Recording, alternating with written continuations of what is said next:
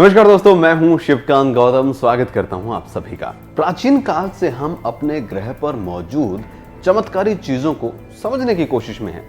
बहुत लंबे टाइम से यही कर रहे हैं। इस तरह की अधिकांश चीजों की व्याख्या जो है वैज्ञानिक कर भी चुके हैं कि ये क्या भला है, और उनके पीछे के कारणों को भी समझाया जा चुका है। हालांकि अभी भी कुछ ऐसी घटनाएं हैं जिन पर विश्वास करना बहुत मुश्किल है, और उनकी व्याख्या यानी कि उनके बारे में समुचित ढंग से सही तरीके से बता पाना अब तक पॉसिबल नहीं हो पाया। आज हम ऐसी ही 11 रहस्यमयी घटनाओं के बारे में आपको बताने जा रहे हैं जिनके जवाब अभी तक, जी हां, आज तक किसी के पास नहीं है। सबसे पहले 1930 के दशक में अमेरिकी मनोवैज्ञानिक एडगर ने दावा किया था कि 1968 या 1969 में खोए हुए शहर एटलांटिस जो है उसके खंडहर बिमिनी में मिलेंगे। सितंबर 1968 में उत्तरी बिमिनी में पैराडाइज पॉइंट के पास, जी हां बिल्कुल, समंदर में 700 मीटर लंबे बड़े करीने से रखे हुए चूना पत्थर के ब्लॉक पाए गए थे। उन्हीं ब्लॉक्स की श्रृंखला को अब बिमिनी रोड कहा जाता है।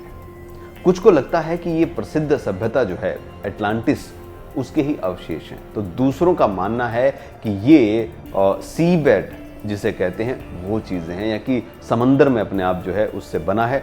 जुलाई 1518 में स्ट्रासबर्ग फ्रांस में मिसेज टॉर्फिया ने नाचना शुरू किया और फिर वो रुकी ही नहीं। एक सप्ताह तक 34 और लोगों ने उनके साथ डांस करना शुरू कर दिया था। एक महीने के बाद नाचने वालों की संख्या जो है वो कई 100 तक पहुंच गई, यानी कि बहुत सारे लोग जुड़ते गए। वो बिना रुके नाचते रहे। परिणाम ये हुआ कि 400 लोग थकावट, दिल का दौरा और स्ट्रोक पड़ने से मर गए। इस घटना का कोई संतोषजनक वैज्ञानिक स्पष्टीकरण आज तक नहीं मिला है। कोई भी सिद्धांत कई दिनों तक बिना रुके नाचते रहने के लिए जरूरी शक्ति जो है, जो स्टेमिना चाहिए, उसकी जो व्याख्या अगर कहें कि वो कैसे हुआ, नहीं बता पाया है। 2003 में FBI ने स्टॉक एक्सचेंज घोटाले में एक आरोप में एक व्यक्ति को गिरफ्तार किया था। जी हां, स्टॉक मार्केट में 126 बहुत जोखिम भरे डील करके उसने $350 मिलियन कमाई की थी। हालांकि उसने उसके लिए सिर्फ $800 निवेश किया था। गिरफ्तार होने के बाद एंड्रू ने कहा कि उसे स्टॉक्स के बारे में जानकारी भविष्य से मिली थी। उसके अनुसार वो साल 2256 से टाइम मशीन के जरिए आया था। बाद में किसी ने उसके लिए 1 मिलियन जो है बॉन्ड भरा और एंड्रू कार्लसन हमेशा के लिए गायब हो गया। ड्रूस रूजो नाम का एक छोटा लड़का अक्सर अपने दादा से एक ऐसी नदी के बारे में जो है सुनता था जो अपने पानी में अपने दुश्मनों को उबाल दिया करती थी।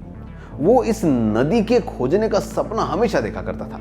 बड़े होने पर वो एक भूवैज्ञानिक बन गया। गाइड के रूप में एक स्थानीय व्यक्ति को साथ लेकर 2011 में उसने नदी की खोज शुरू की। नदी का पानी का तापमान लगभग 86 डिग्री था।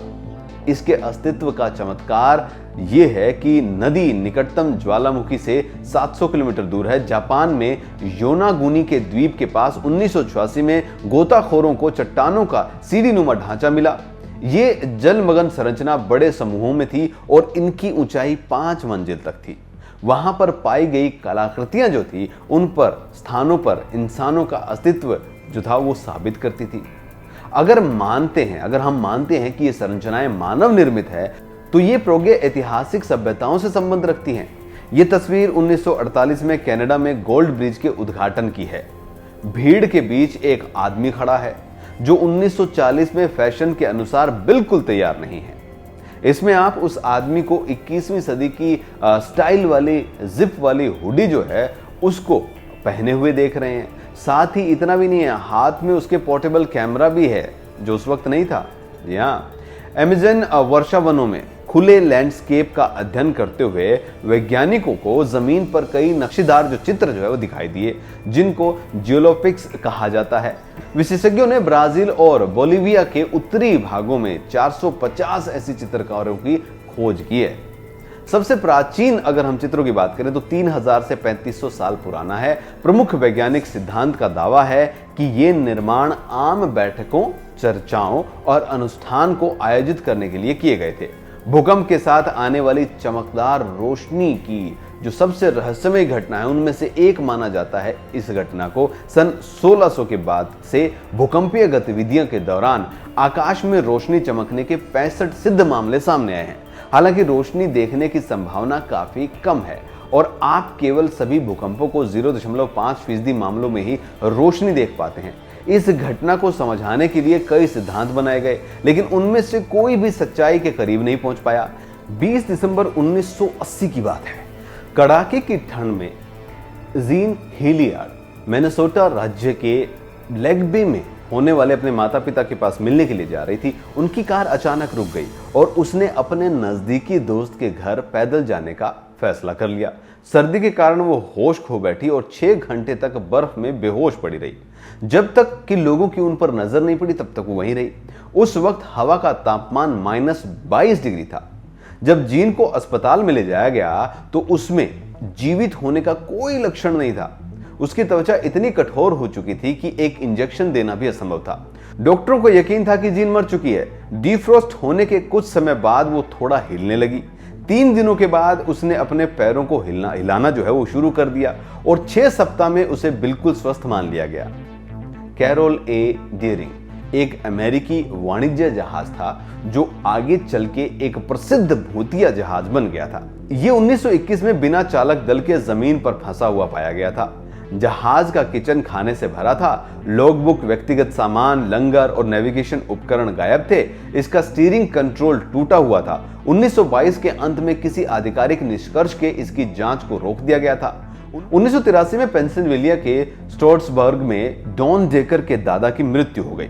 अंतिम संस्कार के बाद इस युवक को अचानक बुखार हुआ और वो गश खा के यानी बेहोश होकर गिर पड़ा। उसी क्षण छत से लिविंग रूम्स की दीवारों से पानी टपकने लगा, जबकि घर के इस हिस्से में पानी की पाइप नहीं थी। हर कोई पूरी तरीके से हैरान था। डॉन के दोस्त ने पुलिस को फोन किया। अधिकारियों ने उस युवक के घर को बाहर निकालकर पास के पिज्जा रेस्टोरेंट में उसको ले जाकर वहां रहने के लिए कहा। वहां भी वही घटना हुई। छत से पानी टपकने लगा। जैसे ही वो उस बिल्डिंग के बाहर निकलता, बिल्डिंग से पानी टपकना बंद हो जाता। यह भी एक अजीबोगरीब घटना है जिसके बारे में आज तक नहीं पता।